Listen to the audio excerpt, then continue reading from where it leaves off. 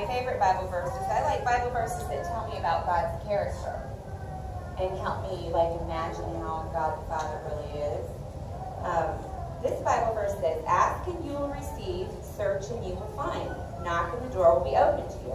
For everyone who asks receives, whoever seeks finds, and to everyone who knocks the door is opened. Who among you," he's talking to the mommies and daddies, Jesus was talking to the mommies and daddies in the crowd, he said, "Who among you, mommies and daddies, would give your children a stone if they asked you for bread? Or would give them a poisonous snake if they asked you for fish? If you who are evil know how to give good gifts to your children," you mommies and daddies know how to give good gifts to your children, "how much more will your heavenly Father give good things to those who ask him?" Mommies and daddies like to give good gifts to their children. How many of you have ever gotten a good gift from your mom or your daddy? You ever gotten a good gift from your mom or your daddy, a good present?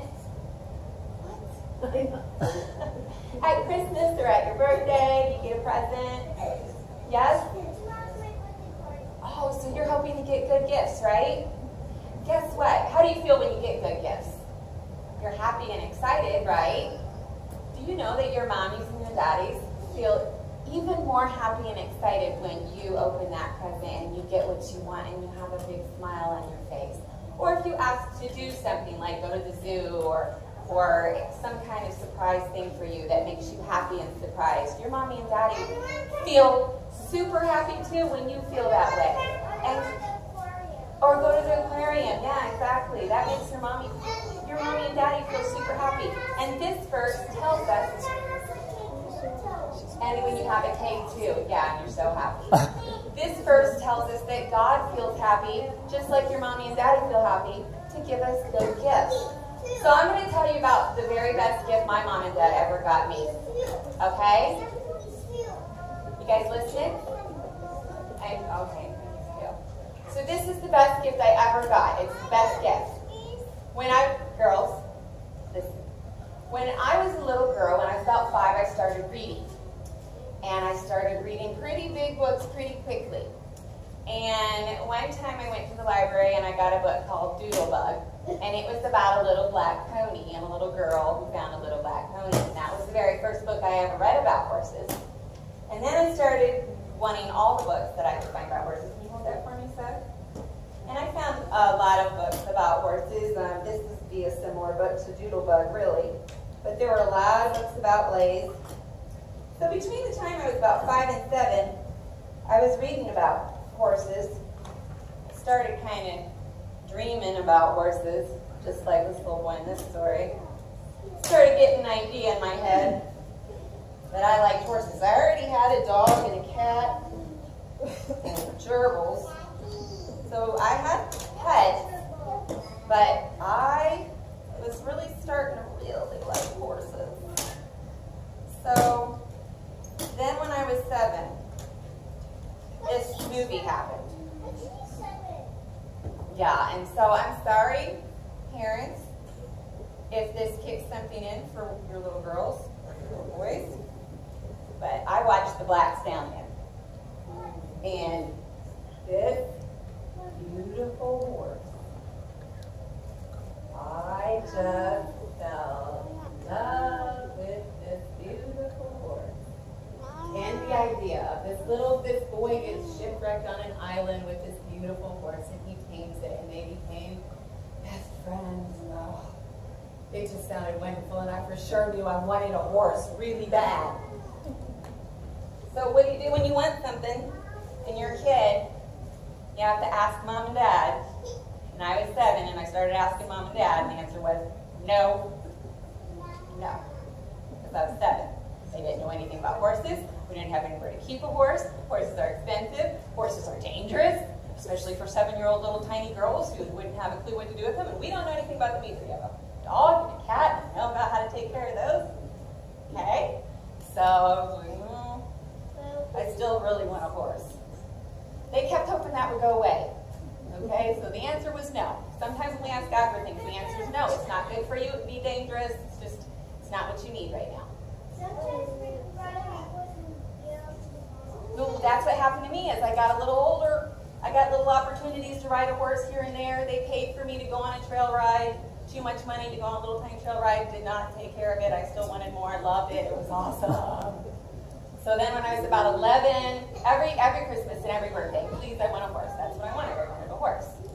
So I think when I was around 11, I got to go to horse camp for my birthday. That was my birthday present. I got to go to horse camp. So I spent a whole week learning about horses and how much work they were and how big they were and how scary they were. No, they were awesome and beautiful, and I could do it. I loved it every bit of it. So that did not work. Either it didn't go away. I kept asking for a horse, and my parents were thinking, well, not yet.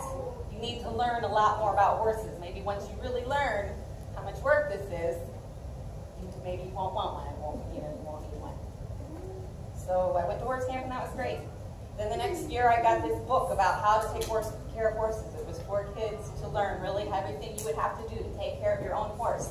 And I read it and memorized it and was ready. And so it was not going away, was it? I was still praying. I was knocking, and I was asking, and I was knocking, and I was asking. I was learning everything I could to be ready. And so the year I was 13 going on 14, it was Christmas, and we went to my grandma's that year. And guess what? Was in the living room under the Christmas tree, not quite under, in front of the Christmas tree, a little too big. Can you guess what it was? It wasn't a horse in the living room. It was a saddle. A saddle is what you put on a horse to ride a horse. And on the saddle there was a note that said, your neighbor Phil said that we could keep a horse behind his house where it's a fenced-in area and there's an old cow shed and you're going to get a horse. And I was so happy I cried. And you know, I was so happy. But I bet that my mom and dad were so happy too. That like they probably couldn't wait for that Christmas for me to finally have my dream come true, right? And so it was still a lot of work. Like they said yes, but I still had to do more work. Sometimes we still have to do the things we have to do for our prayers to be answered. There's things we have to do. So I had to clean out that old cow shed. And there was this much cow manure in the whole thing. And I cleaned it out, and I loved every minute of it because I was practicing for my horse when I was going to mug out his stall. Did not care. And, you know, I got this horse. His name was Bojangles.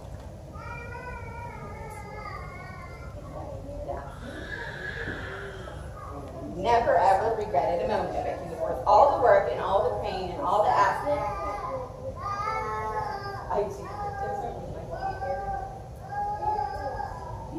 He was beautiful. He was a wonderful horse.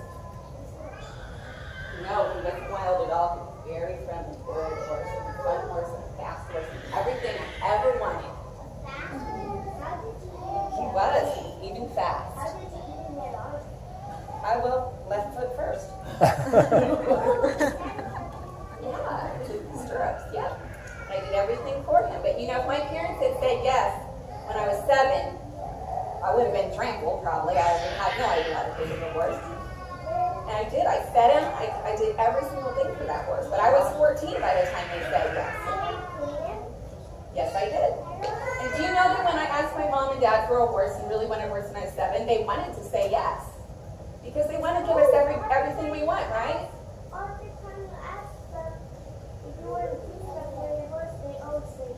Well, they couldn't at first give me a horse, right? They had to wait. So sometimes I want you to remember when you're asking mom and dad and they're saying no, or you're asking God and they're saying you feel like his answer has been no. He might be having you wait until you're ready. But if you want a horse, you better say please. There will be a lot of pleases, but there are not pleases. But hang in there, okay? All right, you can go back to your seat.